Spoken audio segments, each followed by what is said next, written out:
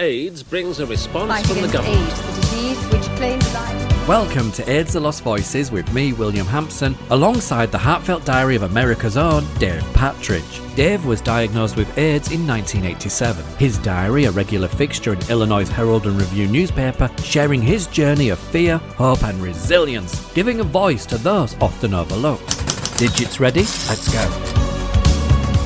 This was his personal legacy, a searing reminder of the horrors of AIDS, stated the Herald and Review newspaper of Illinois in the United States.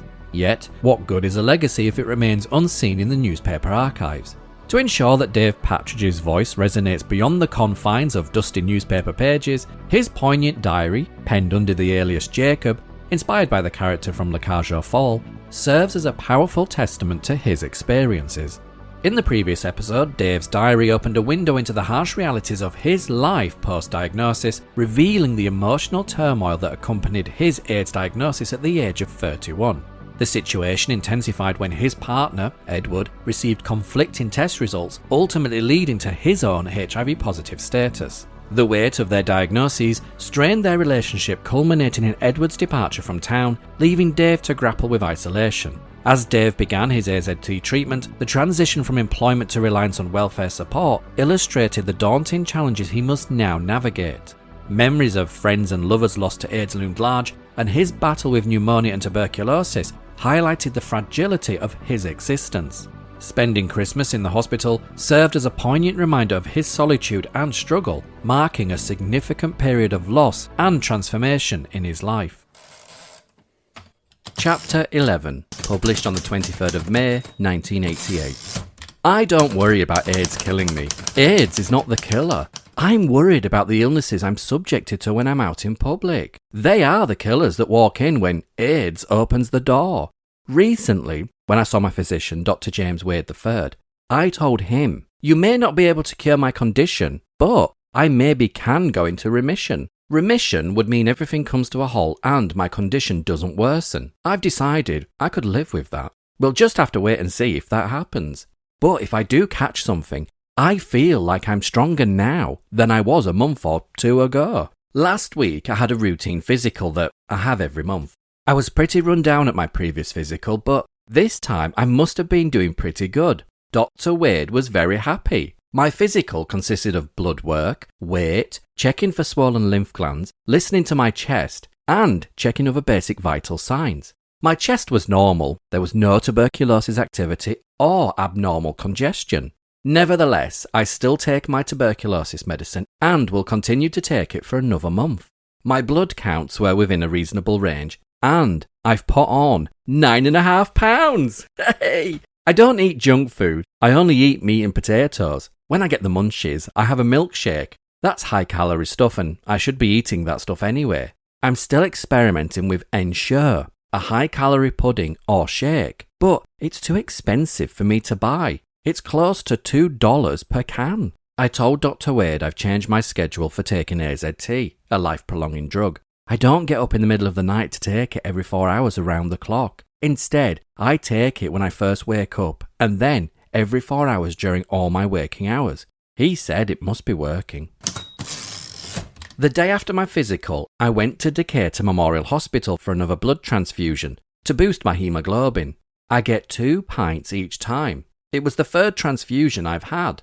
At first, they'd give me a lot of unusual energy, but I haven't gotten any boost out of this one. Maybe that's because I pushed myself after I got done with it. I put in a garden and was just worn out. Although my physical went well, I'm having a little bit of a problem, and I haven't called Dr. Wade to ask about it. When he sent me to the Decatur Memorial Hospital, same-day surgery for the blood transfusion, I noticed the admission papers said Kaposi sarcoma. Before, the admission papers said only acquired immune deficiency syndrome.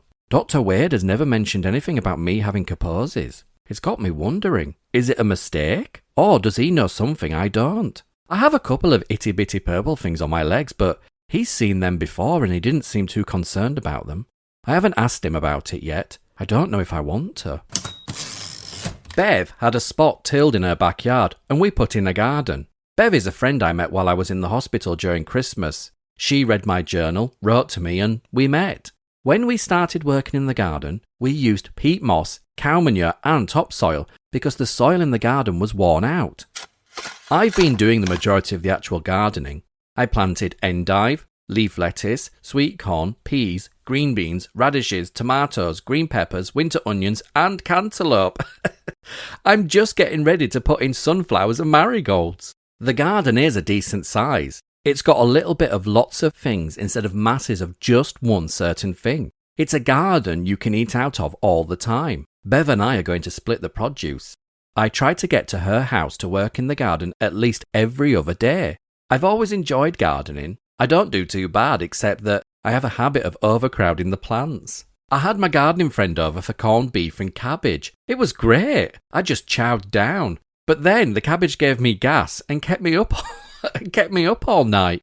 That's the first time cabbage has ever done that to me. Oh.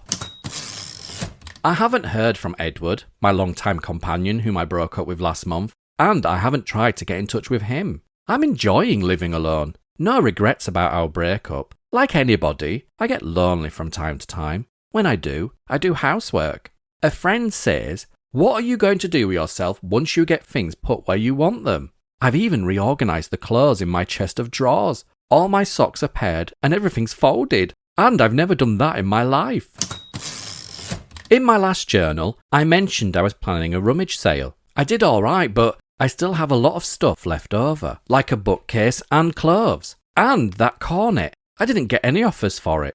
Usually musical instruments sell pretty good, but everybody stuck their noses up at it, so I hung the cornet on my wall. I spent the money I made at the rummage sale. I went out to eat, and I bought more fish and another frog for my aquarium. I had thought about going camping in a friend's wooded backyard last weekend, but I had the transfusion instead. Maybe I'll go this weekend. I'll see how I feel. I've been attempting to respond to letters. Russ and Mildred, your replies will soon be on the way, I hope. When I receive letters from people who read my journal, they always say, "I don't know what to say." It's the same way for me. I don't know what I should say to you. Chapter 12. Published on the 13th of June, 1988. Loneliness. I think that's the key to the depression I've felt lately. I haven't had any bouts of sickness. I'm just a little on the weary side. To offset the loneliness, I sleep. I take sleeping pills and I just snooze the anxiety away. And I try to get company for dinner. If I don't get any company, chances are I won't eat. I don't like cooking for myself. Journalist Amy Ragsdale is working closely with Jacob in having his journal published in the Herald and Review newspaper. In this chapter, Amy gives us this following insight. Jacob has made a new friend. He affectionately calls her Grandma. In her 80s, Grandma began writing to Jacob shortly after she read his first journal entry in November. "I've been wanting to meet Grandma since Christmas. She's been a steady letter writer, and her letters always contain cheerful news," Jacob said. On Memorial Day, Jacob called Grandma and they arranged to meet. One night last week, she came to dinner, pork roast stuffed with apples and sauerkraut. They dined by candlelight. Grandma asked if she could watch while he wrote his journal entry. "I don't want you to use my name in the newspaper," Grandma said. "I'm not doing anything wrong, and I'm not hurting anybody, but I live in a place where there are people who might not want me around if they knew I got within hollering distance of someone with AIDS." Jacob wasn't disturbed by her explanation. "That's more or less the same turmoil my mother has with some of her friends," he said. Grandma continued, "I'm absolutely not afraid of being around Jacob. I have read and I've done a lot of thinking about AIDS. There was a time when lepers were cast out. There was a time when people were mortally afraid of cancer. All of those things we have and live with. They are not tragic as we first thought. I don't think I had a clear picture in my mind of what Jacob would look like. I guess he was pretty much what I expected. Why did I want to write to Jacob and meet him? My goal isn't to save his soul or make him change his life. If that happens, it's a bonus. But if I can encourage, inspire, if I can help him feel that life is worth living, then my life is worth living." "Would you like some buttermilk, milk, tea?" Jacob asked Grandma as he got up to freshen his drink. "I only have one beer left and you can't have that." Grandma wrinkled her nose. "Doctors say smoking and drinking contribute to the breakdown of the immune system. Jacob's friends nag him to stop or cut down. He refuses." After hearing that wonderful insight from journalist Amy Ragsdale, we return to Jacob's journal. I don't have any bad habits. Some of my habits are just more desirable than others. No, I haven't cut down on my cigarette smoking. I still smoke about a pack of Winston 100s a day, sometimes more, sometimes less. Marijuana? I do it because it makes me hungry. Drinking? I don't drink beer or vodka to forget. I drink because I want to. I went through a detoxification program and an alcohol and substance abuse centre and got my act all cleaned up. The next thing I knew, I was in the hospital and the doctor was telling me I have AIDS. Where's the justice? Oh, I got a speeding ticket.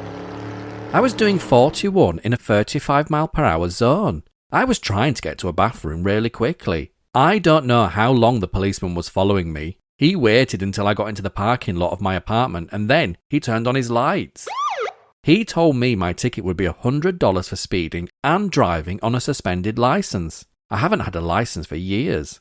I said to the policeman, if you're going to take me downtown, I have to get my medicine. He said, medicine for what? I said, AIDS. Then, he didn't want to take me downtown anymore. He didn't want to touch me with a 10-foot pole. And he didn't ask me to prove it. Did I use my illness to get out of trouble? I just told him as a matter of fact. When the time is opportune, why not?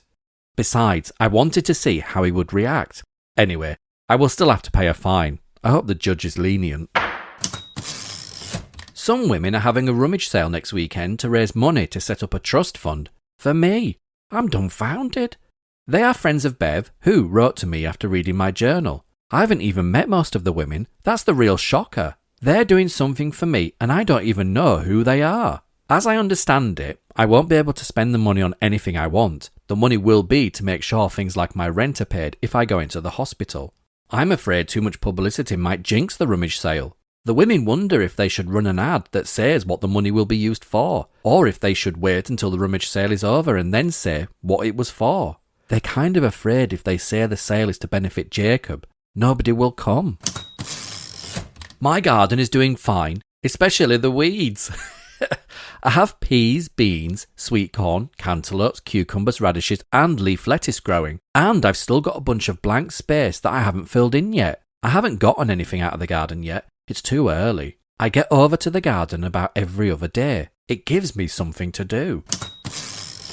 I got my Understanding AIDS booklet in the mail. The booklet was prepared and mailed to all households by the United States government. I thought it was great.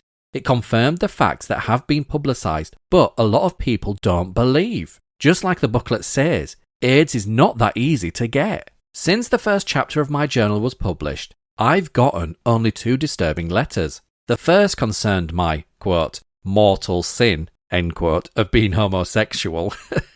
I didn't respond to that letter because I didn't feel it merited acknowledgement. You just can't please everyone. The other writer, who didn't sign his name, insulted my working relationship and friendship with Amy Ragsdale, the journalist. The writer said I'm being used by the newspaper. I say I use Amy to offer insight into something that will knock at your door when you least expect it. In life, people use people. You use the resources around you. Do I feel used? I hope so. The word used automatically conjures up a negative image, but I don't feel like I'm being used in a negative way. I think I'm being used in a positive way, to open people's eyes. So, what do I get out of doing this journal? The satisfaction of knowing I've tried my hardest to relate to people. It sounds like a noble cause, doesn't it? And I've met some very good friends, probably some of the most sincere people I've ever met in my life. Mary F., Bev, Grandma. I'm more than amply supplied with love. My only regret is the terms on which I've met these people. If I didn't have AIDS, I wouldn't have met any of them. In my journal, I do not speak for all persons with AIDS, just me. If I have touched even one person and helped him or her understand something about AIDS, my effort has been worthwhile. Finally, to the anonymous writer, if you were so concerned about me, why didn't you sign your letter? Chapter 13, published on the 26th of June, 1988. I may have AIDS, but it doesn't have me. 2 weeks ago, I went to my doctor, James Ward III, for my routine checkup. I wasn't feeling very chipper, mostly because I've started to realise my limitations. Like I can't go out in the heat unless I take salt tablets so I won't dehydrate. If I take salt tablets, my feet swell and I can't get my shoes on. Then I have to take water pills. So I was expecting the usual doctor treatment. He'd check me over and tell me I would need a blood transfusion. But, much to my surprise and delight, Dr. Wade said my weight was holding steady at 139. I'm 5'10", and my blood count was virtually normal. He took me off a whole bunch of medication. I don't have to take the potassium tablets, 2 horse pills every 4 hours, or the tuberculosis medicine. I was taking 1 tablet twice a day. They were horrible because they made my stomach feel queasy and, sometimes if I took them on an empty stomach, made me vomit.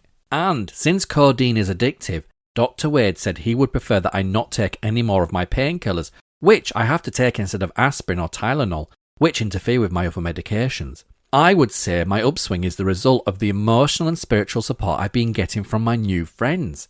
It's given me a whole different mental outlook. I do not have Kaposi sarcoma. That's another piece of good news I got during my doctor's appointment. I'd been worried since I saw it written on one of the forms when I was going to get a transfusion. Dr. Wade said it was a mistake, that someone in the office probably couldn't read his writing. I do have some small purple spots on my legs though. Kaposi sarcoma, which is a potentially fatal cancer that affects many AIDS patients, is characterised by purple splotches on the skin. Dr. Wade said the only way to determine if the spots are Kaposi's is to do a biopsy. But he's never done one because he figures the spots are related to a skin condition I've had for years. I went to see a dermatologist who said it was a hereditary skin condition. It's not contagious and it can be controlled. If I get Kaposi's, I get it. If I don't, that's a plus. After hearing the good news from the doctor, I was on cloud 9. I couldn't wait to get home and hop on the telephone to share the good news. Then I celebrated. I had a bit to drink. I was already feeling good and partied until I felt better and better. Then Saturday morning came around and I felt lousy. I had no energy and I couldn't get enough sleep. I had a fever and felt kind of punchy. I paid the piper for my partying. If I decide to hit the sauce one evening, I pay for it the next day or 2. Because I'm sick, the hangover goes on a little longer than a typical hangover. There's just no way to pull out of it until it runs its course. Is it worth it?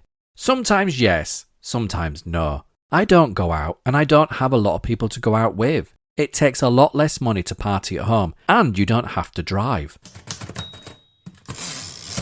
I sold my car, a 1967 Chevy. Now I won't be tempted to drive it and risk getting another ticket for driving without a licence. I ran an ad in the newspaper and got about a dozen phone calls. Only one person showed up to look at it and I sold it to him. I don't go out in the heat unless I've got a ride. My walking ability is a lot shorter than it used to be. One day last week I got a ride over to my vegetable garden, which is about 3 miles from my house. I would never try to walk there. I was tending my garden and decided I needed to go to the store, about 5 blocks away. I made it there fine. I shopped and carried a bag of groceries, including a 12-pack of soda, back to the garden. I almost didn't make it back because I was so exhausted. I tried to pace myself. I knew if I did stop, it would take me 20 minutes to get going again. Finally, I made it back to the garden where I could catch a ride back to my apartment. Oh, I was a big ball of sweat. On these hot days, I stay in, watch TV. My favourite shows are The Young and the Restless and Carol Burnett and Friends, and putter around in the kitchen. My apartment stays cool without an air conditioner, but I run a fan all the time. Sometimes I catch a television programme and I get snared into a sad scene. I sit and cry. On my soap opera, there's a character with AIDS. It's Cricket's mother on The Young and the Restless. The Young and the Restless. For those of you who don't watch it, here's the story. Cricket's mother used to be a prostitute. I guess that's how she got AIDS. This wealthy, prestigious man has proposed to her. She really wants to marry him, but she doesn't feel she can give him a complete relationship because she can't have sex. So, she skips town, but she runs out of AZT, a life-prolonging drug, and trying to get back to see her doctor, collapses in the airport, and paramedics pick her up. I've thought about getting one of those medic alert bracelets in case the paramedics would ever have to pick me up. The Young and the Restless is doing a pretty good job with the AIDS storyline. Tracy, AIDS is a very highly emotionally charged issue. There's a lot of fear, there's a lot of uncertainty. Now, I know your father, and I'm quite certain that he wouldn't want you to be living in a situation where you felt in any way the least bit of concern or uncertainty for yourself or for your child. Although I haven't had the horrible night sweats, shakes, dry cough, and severe bouts of pneumonia that Cricket's mother is having. But I guess AIDS can be that swift. Chapter 14. Published on the 24th of July, 1988. I wrote to Washington. I sent President Ronald Reagan a copy of my journal and a short letter. I've been wanting to do it for a long time, but I never got around to it until now. I just sat down at the typewriter and started writing. I felt like some of the people who write me and say they've been wanting to write but didn't know what to say. Dear Mr. President, I have never sent a letter to anyone of your stature. For almost a year now I have been writing a diary for my hometown newspaper. I have lost many friends and what little family I had, but I didn't write to tell you my personal woes. You see, I have AIDS. I do not blame anyone or hold any person accountable, except myself. Enclosed are copies of the journals.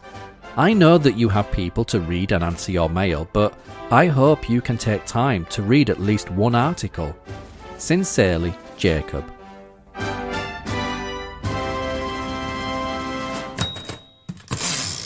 I'm sure the President and I don't have anything or anyone in common, but I thought my journal might give him an insight into how AIDS changes a person's life. There's a difference between book smarts and going through it. I doubt if President Reagan knows anyone who has AIDS. When I lived in Washington, D.C., I knew a woman in her late 70s who volunteered to answer mail at the White House. She told me that every piece of mail has to be answered. I'm interested in seeing what response I'll get. I really don't like politics. I'm not even watching the conventions. As far as I'm concerned, they just mess up my evening TV. But sometimes, if you want to get something done, you have to play the politician's game. You have to campaign. At my last doctor's appointment about 2 weeks ago, I got good news. For one thing, I'm putting on weight. I'm almost getting fat. I've gained 11 pounds, so now I weigh about 150 pounds. I'm 5'10". My mother's friend sent me a case of Ensure milkshakes, a high-calorie diet supplement. The only flavour she got was vanilla. I don't really care for these milkshakes, but I shouldn't complain. I use them on and off. I've been eating well too. I usually eat one meal a day, but I snack. I always eat healthy food, no junk food, and I eat a lot of stuff I'm not supposed to eat. Raw vegetables, lettuce, even raw mushrooms, which are supposed to be really bad for me because they might carry a fungus or something that my body can't fight. The raw vegetables haven't made me sick yet. My doctor, James Wade III, was very pleased with my progress. I'm very pleased too. Dr. Wade doesn't attribute my upswing to any one thing, but I think it's because I've been in better spirits and I've been getting more rest. I don't let things become stressful. I laugh a lot. I try to look at things with a more positive attitude than a negative one, and I find it saves a whole bunch of energy. Compared with a lot of people whom I know with AIDS, I've been really lucky. I feel fine except when I go out and walk too much, then my legs feel like soft lead. I walked 3 or 4 blocks to the store the other day to get a pack of cigarettes. It was hot and humid. When I got to the store, my legs were a little on the weak side, but I didn't sit down and rest. On the way back, as I was running across a 4-lane street, my legs just gave out and I fell down. Luckily, the oncoming car saw me and moved to the side. When I got to the other side of the highway, I sat down and rested. A man who wrote to me after reading my journal sent me the book and loaned me these audio cassettes for meditating. I've been listening to them and duplicating them. I can set my cassette deck so the tapes play one after another. I usually go to sleep with them on. Well, I've done it again. I have this incredibly bad habit that I learned from my mother. I hide money in my apartment so I won't spend it. It's supposed to work like insurance, except when I can't find the money I've hidden. When I moved from Chicago, I found $60 I didn't even know I had. There should be about $40 hidden somewhere around here now, but I've only found $5. Wherever the rest of it is, that's where my food stamps are too. I've looked in all my usual places, in an envelope taped to the bottom of a drawer, in dishes, behind pictures, in telephone books, etc. It ain't there. I don't have a bank account. If this is my form of banking, I'm a poor investor. I've got to find the money soon. If Ma Bell... doesn't get her money, she's going to unplug me.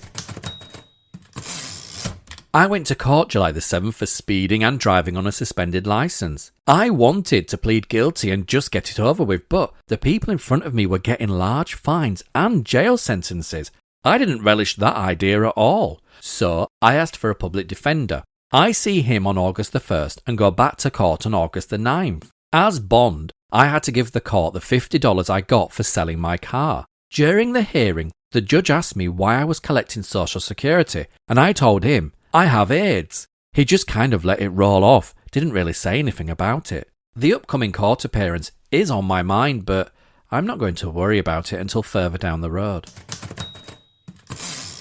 It's been almost a year since I found out I have AIDS. During that time I have discovered there is intimacy without sex. Even since I've been diagnosed, I have been approached by people who wanted to have sex with me. I have had to say no. Sure, I'd entertain myself with the thought of it. When I see someone very attractive, I imagine what it would be like. But I would never do it. Lately, I have found people that I love and can be intimate with. Where it used to be physical, body-to-body contact, now it's talking, holding hands, looking into eyes.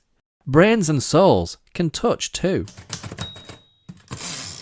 Chapter 15. Published on the 8th of August 1988. I never forget I have AIDS. I think about it all the time. I've been doing better and I consider myself lucky, but AIDS is a very individual disease. It doesn't take everyone the same way. I've seen many AIDS patients who do very well after their initial sickness, then overnight they do a total turnaround. They just get sick and die. It just takes the right bug. About 3 weeks ago, the last time I was at my garden, I squatted down and couldn't get up. I had to lie down on the ground and roll over to get up. That was really frustrating. Last week, I walked about 3 miles. I went to visit a friend who lives about 8 or 9 blocks away. I walked to her house twice, went to Northgate Mall, and then walked home. It was about 96 degrees, but there was a breeze.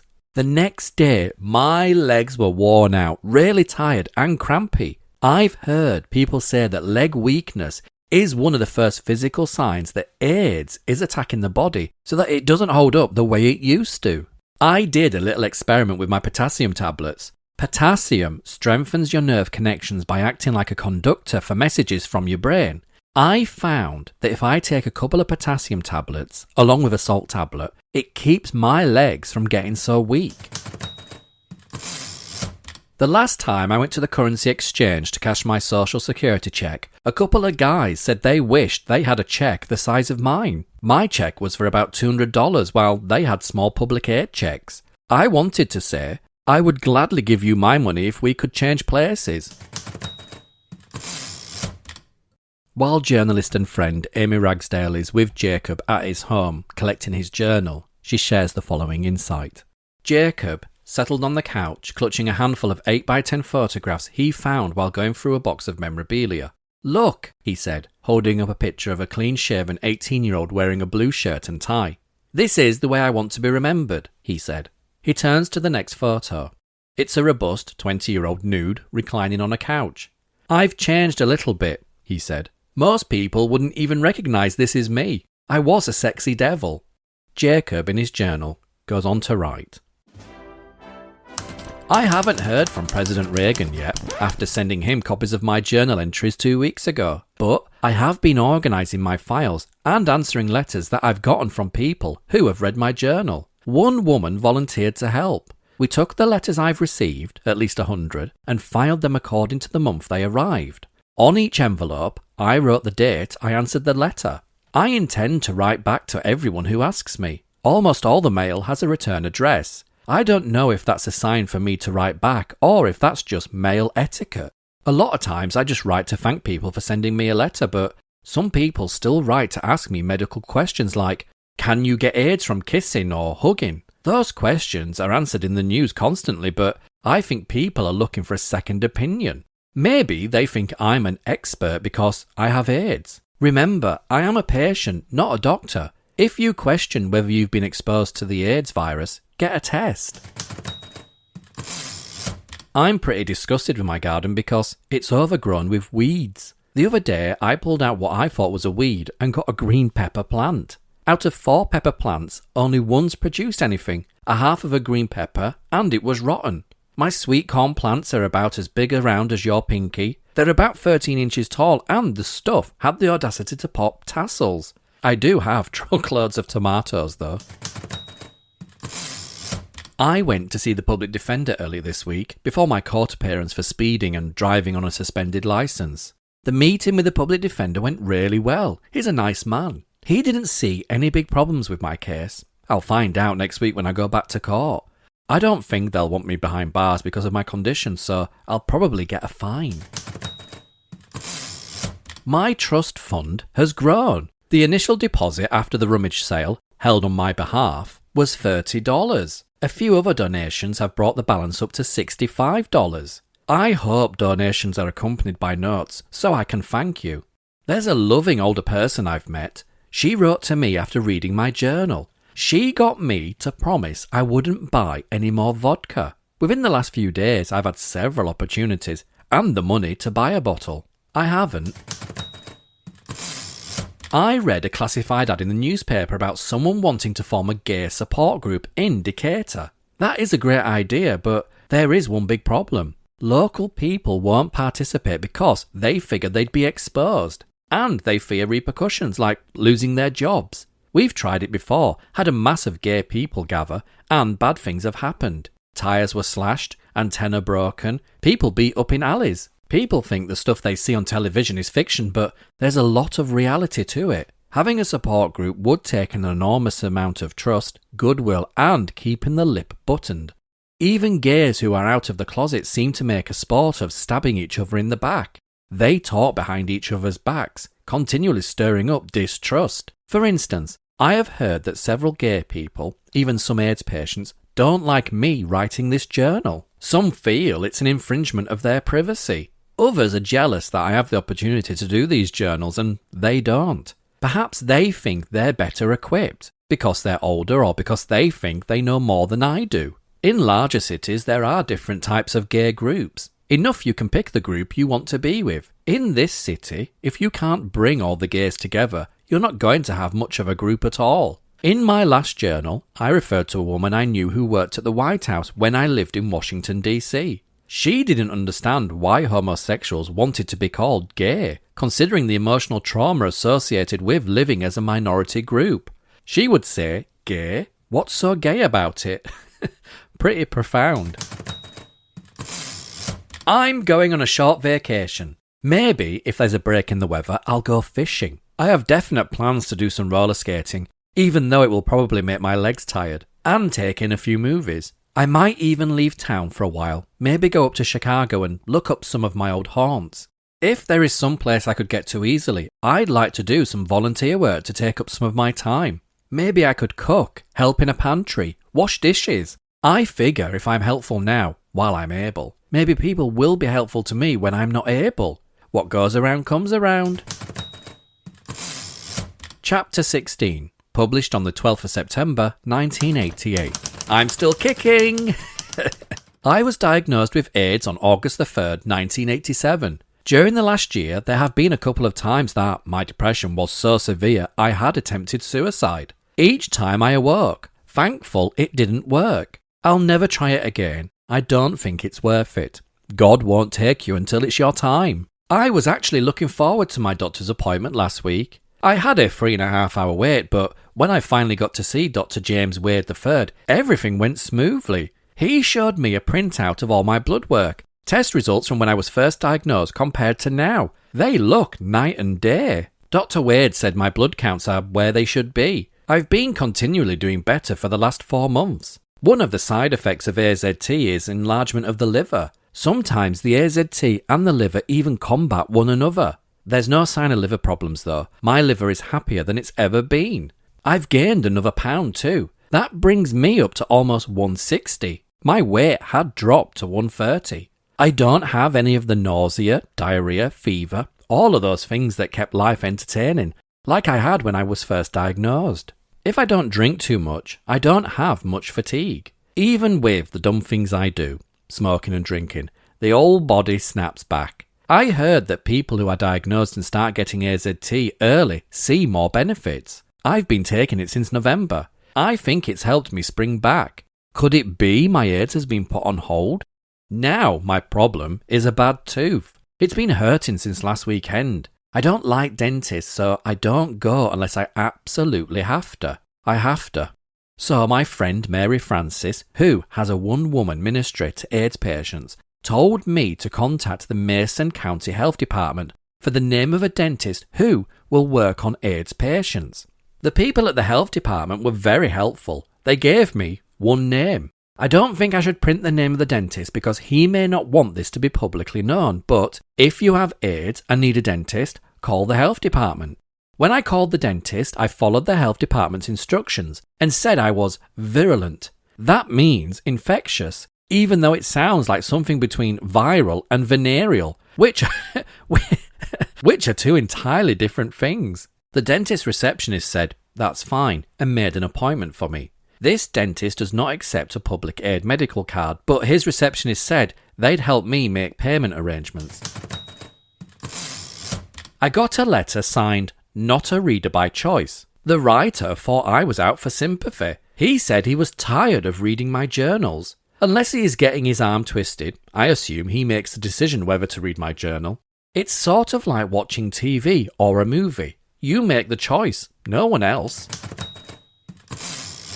I have some bad weather friends. A fair weather friend is around you when you're doing good. The others are those who thrive on gloom. If I were on my deathbed, these bad weather friends would be at my side. Now that I am better, they want nothing to do with me. Maybe at first being around an AIDS victim was a new experience for them. After a while they got bored. Now they no longer have the time.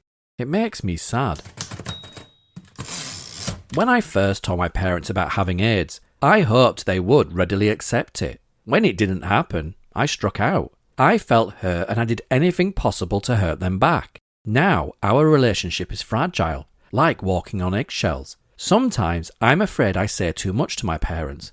Other times, too little. Everyone wants to be loved and accepted by their family. I've learned that family support is helpful but not essential. Parents with a gay child or a child who has AIDS may not want to accept it. They may be worried about what their friends will think. In time, my family and I may reach a happy medium. They must learn to accept the situation as it is. I need to consider their feelings as well as my own. It's kind of like going in the back door to get to the front of the house. No, I haven't heard from President Ronald Reagan. I'm sure I'll get an answer sometime. Of course, I might be 40 or 50 years old by then. I've never known the government to be fast about anything. I don't know why a letter from Reagan would be any quicker. I found a place to do volunteer work. I'm not working there yet, so I'm not going to tell you where. I'm afraid if they figure it out I have AIDS, they might not want me. I haven't told them about my AIDS. I just said I was disabled. They have said I can start whenever I want. My biggest problem is transportation. Bus fare doesn't seem like much, but twice a day, 5 days a week, adds up. My mother's not keen on the idea. She feels like it might expose my identity and consequently cause problems for my family and me.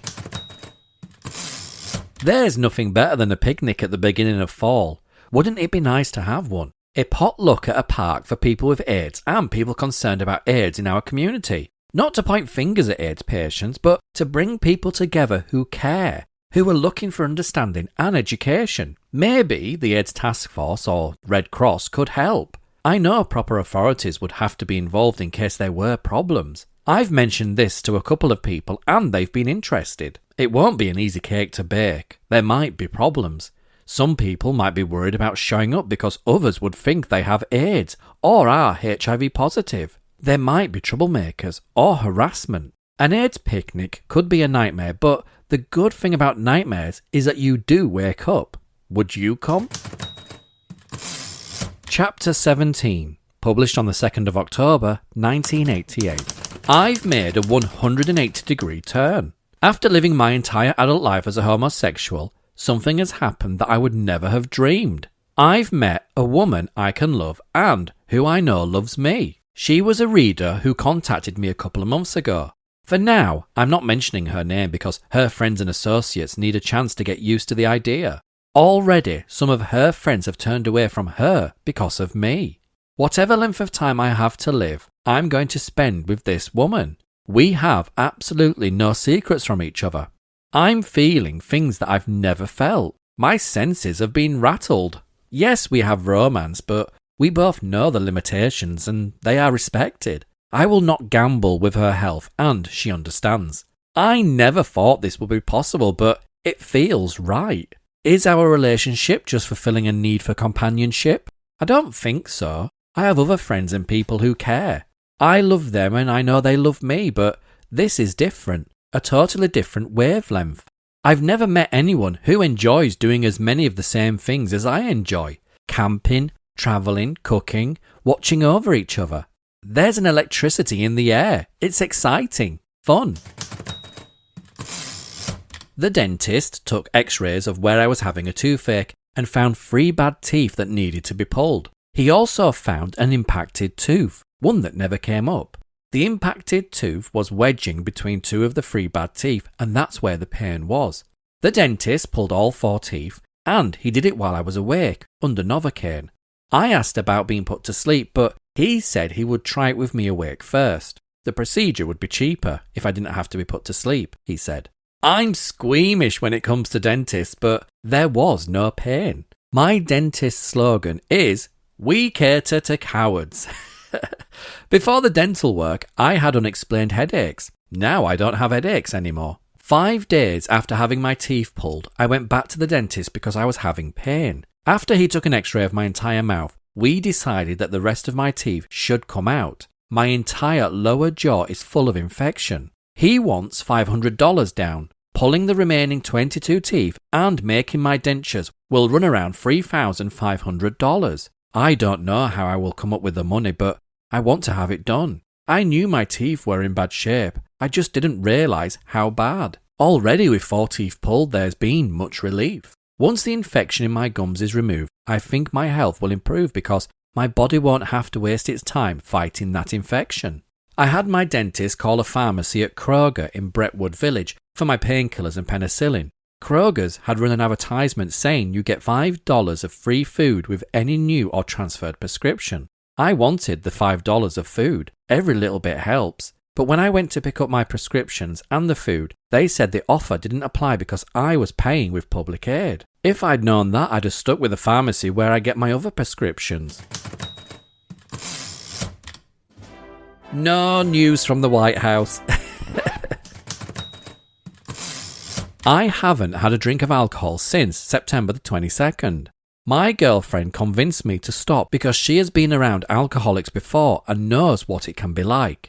I drank because I enjoyed it. I quit for both of us. It's healthier for our relationship and it just might ensure me a longer life. I feared I might not go through withdrawal when I stopped drinking, but it's been smooth sailing so far. I've had no DTs, no shakes, just a clear mind and a warm heart. There's a bottle of wine in the house, but I don't care much for wine, so it's really no temptation. I feel a lot better about myself. A reader, Mrs. R.K., sent me 4 big hardcover books. They're mystery novels, not reference books about AIDS. Mrs. R.K., thank you, I will be writing you soon. An Arcola reader sent us tickets to Rockhome Gardens, which we plan to use soon. I spend a lot of time with my girlfriend, frequently away from my apartment. Even though we're out and about, which means I'm farther away from my doctor and the hospital, she knows how to get me help if I need it. She's had some healthcare training and is quite aware of problems I might have. My friends think my new relationship is a blessing and a step in the right direction. I haven't told my doctor and I haven't discussed it with my family, but for me it strengthened my will to live. There is love after being diagnosed with AIDS. Anything is possible. Chapter 18, published on the 24th of October, 1988. I'm getting ready to hibernate for the winter. I'm feeling a little worn. I've been doing a lot of extras, manual labour, helping some friends. It's just kind of pulled the energy out of me. This was quite a switch from being the original couch potato. I was going full steam ahead and I guess I just pushed my limits. I never seem to know how far I can go until I get there. Fatigue kind of slapped me in the face. When you have AIDS, things always seem to go like a roller coaster. The last few weeks I felt great. Now I'm kind of in a slump. If I didn't have some bad days, I wouldn't be able to appreciate the days when I really feel good. My last blood test showed my counts were a little down. My platelet count was low and my hemoglobin count was a little low. Platelets coagulate the blood and hemoglobin carries the oxygen. It may be time for another transfusion. The low blood count probably helps account for why I've been tired. In recent weeks, I've spent a lot of time visiting my girlfriend who lives in the country, outside of Mason County. That's kept me away from my apartment. Sometimes, when we weren't running around together and she had things to do, I found myself alone at her house. I didn't have any source of transportation in the country other than my feet. Being away from home and farther from the hospital than I'm used to caused me some real stress. I think I had an anxiety attack. I started feeling weak in my lower back, upper hip.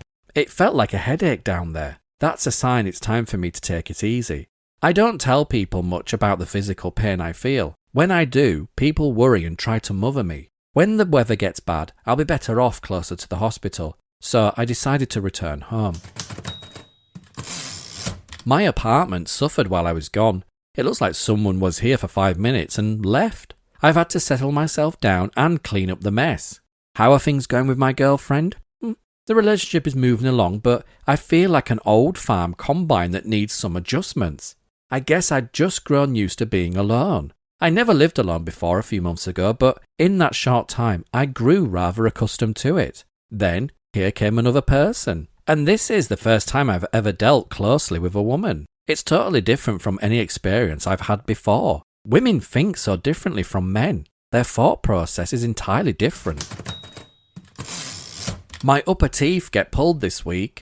I sent the dentist the results of my last blood test. He wanted to see them so he would understand my physical condition. I think my teeth know their time has come. They started to bother me and that makes it easier to think about having them all pulled. Am I scared?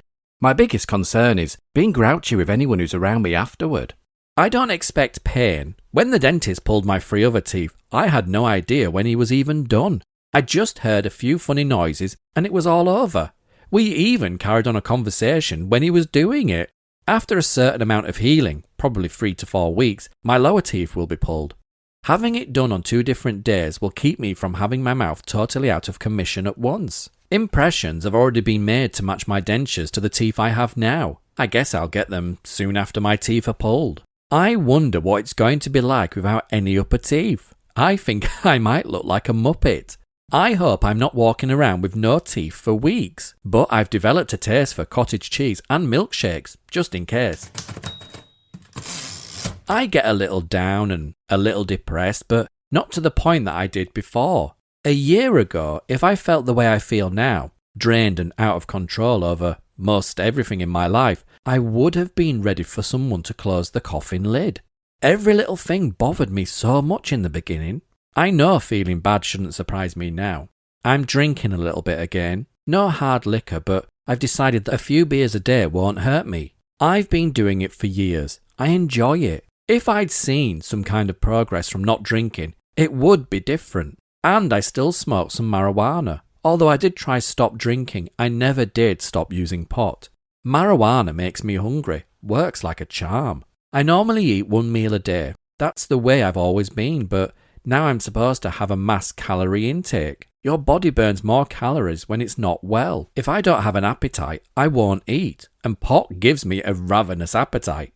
After being back in my apartment for 2 nights, I'd already consumed a half gallon of ice cream, a half gallon of milk, and a cheese and cherry pastry. I'd devoured a roast, a couple of pot pies, and some peanut butter and jelly sandwiches.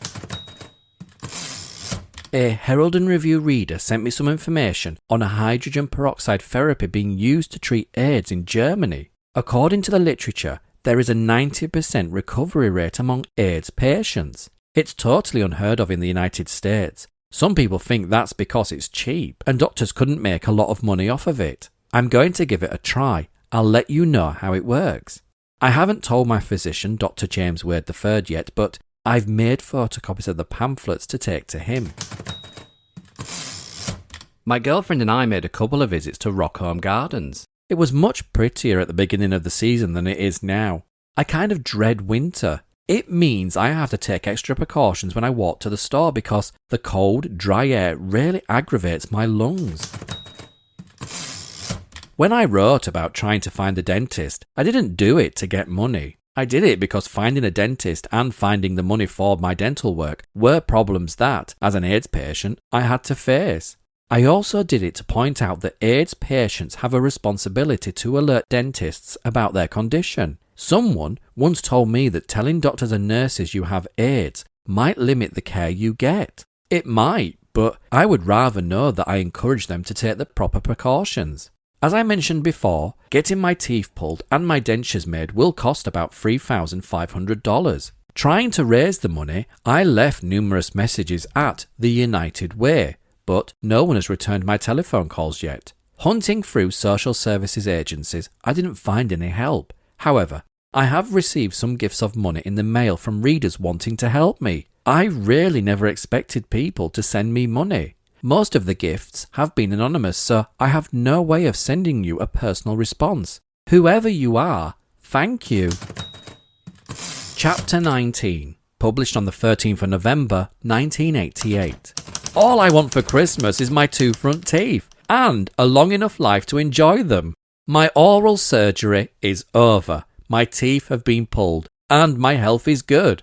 I'm looking forward to the holidays, but I'm treading lightly. I know history can repeat itself. Last year, about this time, I got pneumonia and landed in hospital for my birthday, December the 9th, and Christmas. I want to be prepared in case something bad happens this year. If I didn't mentally brace myself, I'd be more depressed than normal if my holiday plans got messed up. Let's just say I'm hoping for the best, but preparing for the worst. I think I might put up my Christmas tree. Although it's a family tradition to put up my Christmas tree on my birthday, I've been debating whether I should go ahead and put it up now. And I'm going to decorate my home for Christmas. I'll have all the twinkle lights and trimmings, things I've accumulated through the years. How many people do you know who have 3,500 twinkle lights? Of course, I always catch them on sale. On one hand, I'm afraid if I put up my tree and decorations, I'll be so damn tired of them by the time Christmas rolls around, I'll want to torch them. On the other hand, I think I better get to it while the getting is good. Last year, I was home just long enough to put up the Christmas decorations before I got sick. By the time I got out of the hospital, it was time to put them away. I had planned to bake Christmas cookies as gifts for people last year too, but I didn't get them made until after New Year. This year, I've already started to make Christmas cookies. I've been making cream cheese cookies, but they haven't been coming out of the cookie press quite right. They are supposed to be Christmas wreaths, but they are turning into flat, skinny, round cookies, and they fall apart. I don't know how well they'll keep in the freezer. Apparently, I need a new recipe for cookie press cookies. After I finish the cream cheese cookies, I'll probably make Toll House chocolate chip cookies and gingerbread cookies, and maybe some pumpkin cookies and sugar cookies. All the basics. Between the cookies I want to send to friends and some care packages I plan to make for the needy, I'll probably make 1,000 cookies. Maybe I'm just enjoying the holidays in advance. Last year, being in hospital and so sick during the holidays, I got really depressed. Depression is the most difficult enemy to deal with. When you think you've run out of rope and you're hanging by a thread, you always anticipate the worst. This time last year, I thought I'd probably never see another birthday or another Christmas. Regardless of my fears, I did get another good bill of health from my doctor. If only the good die young, maybe I'll live forever. My doctor, James Wade III, and I expected my blood counts to drop after I got my teeth pulled, but there was really no significant change in my condition when I had my routine checkup last week. Even after having 16 teeth extracted, my blood work was in really good shape. I have lost about 5 pounds, but that's to be expected. When your mouth is sore, you really don't care about eating. I'm getting all my teeth pulled to clear up the infection in my mouth. I have 7 teeth left, 6 uppers and the lower right eye tooth. I'll have the remaining teeth removed and get the temporary plate in 4 to 6 weeks, depending on how fast I heal. I try to eat soft foods and stuff that's healthy like meatloaf, noodles, peas, baked potato, baked fish and processed cheese. I stay away from milk products like cottage cheese because they tend to get stuck in my gums. It's really nasty. I've been in a salad mood, but I can't chew lettuce. After a couple of bites, I get so aggravated I quit. Dr. Wade recommended I get a flu shot. It can't hurt and more than likely it'll help my body build up its immune system for the winter. It's been years since I've had a flu vaccination. When I was a little kid, my biggest fear of going to the doctor was the fear they'd give me an injection. Now, I've had more needles in me than Carter has little liver pills. I still don't like getting harpooned, which is what I call it when I have my monthly blood work. But I find if you have a sense of humour about it, it's better. For me, Thanksgiving is doing things I like. Baking, making all kinds of fun desserts. I plan on doing a lot of the cooking. I'm going to spend Thanksgiving with my girlfriend. I don't know if we'll celebrate at her house or my house. I just know she's the person I want to spend the holiday with. I guess we'll have turkey. I'm saving coupons at Jewel to get a free turkey. Somehow, the holiday season seems to bring you together with the people, even family members, you don't always get along with. Sure, there are a few material things I would like to get for Christmas, but friends mean more than anything. Lovers can be a dime a dozen. Friends are hard to find. I've learned the value of friends since I got sick and had some of my former friends turned away from me. This year, for Thanksgiving and Christmas, my girlfriend and I are going to try and help the needy. Maybe we'll supply a meal for somebody who can't afford one. I have been very fortunate with the care and emotional support I've gotten from people. What goes around should come around. And again, friend and journalist Amy Ragsdale, who's helping publish Jacob's journal in the Herald and Review, includes an article within Jacob's journal entry, which has the headline, Guinea Pig Jacob to Get New Therapy. Now, the article is a very interesting read, but just to give you an idea of what the article is about, I've picked out a couple of pieces of insight. Jacob is going to be a guinea pig. He will be the first patient in Decatur to undergo therapy designed to prevent a potentially deadly strain of pneumonia. Nationwide, the therapy has been used only 6 months. The strain, Pneumocystis carinii pneumonia, strikes 60% of AIDS victims. This form of pneumonia is rare among healthy people whose immune systems are strong enough to resist it. Jacob learned about the therapy last week when his physician, Dr. James Wade III, referred him to Dr. Michael Zier, Director of Respiratory Therapy at Decatur Memorial Hospital. At first, I was afraid he knew something I didn't know, said Jacob, who has battled AIDS for nearly 15 months. Since I had a fight with tuberculosis and fungal pneumonia last year, I panicked that it might strike again. The therapy consists of inhaling a mist created by an antibiotic, pentamidine, a drug usually administered intravenously. The mist therapy is given once a week for 20 minutes for the remainder of the AIDS patient's life. Pentamidine eradicates or inhibits the growth of protozoa, the single-cell parasites which causes pneumocystis. Chapter 20, published on the 4th of December 1988. I turn 32 this week, and I'm looking forward to getting older. What a change. I used to get depressed when I had a birthday because it meant I was getting old. On my 25th birthday, I went into a really big depression. After all, that made me a quarter of a century old. But this birthday, December the 9th, will be a little different. I'm not worried about getting old. I'm just glad I'm still here. I have a lot to be thankful for. I haven't gone through nearly as much sickness as other AIDS patients who have been diagnosed for more than a year. Last year on my birthday, I was in the hospital with pneumonia. Then, when I started to get well, I got tuberculosis. Of course, now I get tired of taking my pills, but it's the medicine that helps me keep going. Every day I take 12 AZT tablets, 12 Benadryl pills for skin itching, 4 penicillin tablets for mouth infection, 2 potassium tablets, an antidepressant, a sleeping pill, and up to 8 painkillers. Sometimes I take medicine to fight diarrhea, and soon I'll start using an antibiotic mouth rinse to help my gums heal, because I had most of my teeth pulled recently. I don't have many plans for my birthday this year. I think a friend will take me to Dairy Queen for a chocolate malted. I've had 2 breathing treatments. The therapists who administer the treatments wear gloves, gowns and masks because the pentamidine could burn and irritate the skin. And I'm inhaling this stuff. Ain't that a kick? During the treatment, a little bit of medicine is put into a plastic cup that screws into a breathing device. An oxygen tube is attached to the bottom of the cup. I breathe in and out of a mouthpiece on the other end. I can't actually feel the medicine seeping into my lungs. For something that is supposed to irritate the skin, it doesn't seem to irritate the mouth or lungs. But if I get it on my lips, it tastes like mild acid. After the first treatment, I noticed that everything tasted awful, like tin. That lasted for 2 days. It's hard enough trying to eat with only 6 teeth, but when food tastes bad too, eating is really a losing battle. After the second treatment, I didn't notice food tasting as bad for as long, but I was very, very tired. You could stand me up in a corner and I'd just go to sleep. That fatigue lasted for about a day and a half. Since the treatment started, I do cough up more phlegm. The doctors tell me that's a good sign the medication is working to keep the congestion out of my lungs. Breathing seems to be a lot easier too. I didn't think I was having any problems before, but now my lungs feel more open. I was surprised to find that another AIDS patient would be taking the lung treatment with me. We were the first to receive the treatment in Decatur. He's a real nice guy. He looks great, although he's been hospitalised recently. Things between us were kind of tense during the first session. We'd never met before. We knew we both had AIDS, and naturally were wondering what the other thought or who the other would tell. Now we've gotten to know each other and have exchanged phone numbers.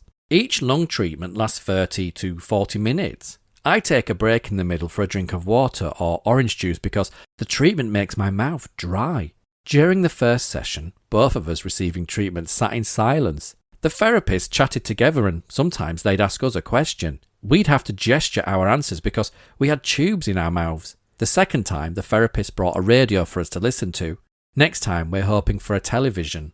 It's difficult to be around people and not say anything for a half hour.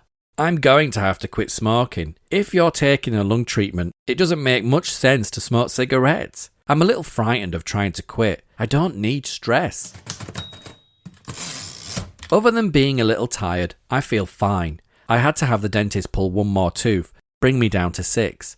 That tooth was giving me considerable pain. It would begin to hurt around 6:30 p.m. and continue until I'd go to bed. Because I have AIDS, my mouth is healing slower than a healthy person's would.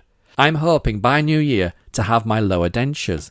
With a limited number of teeth, Thanksgiving was a real chore. After eating half a turkey leg, my jaws were too tired to eat any more. I spent Thanksgiving with my girlfriend on her farm in Douglas County.